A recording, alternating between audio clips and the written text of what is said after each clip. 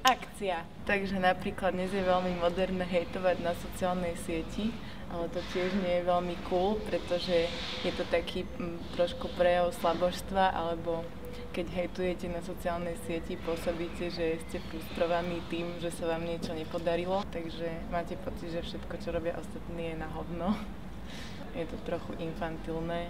Negatívnu energiu treba zastaviť a radšej robiť niečo kreatívne. Sme v tomto ako Slováci trochu výraznejší, čo sa týka hejtovania a možno by bolo na čase to zmeniť.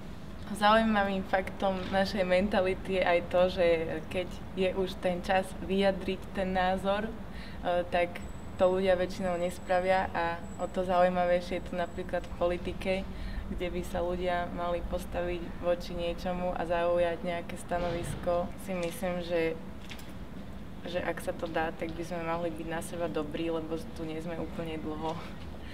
A je to úplne zbytočné. Dá sa to aj inak, ako byť hnusný. Nebuďte svine.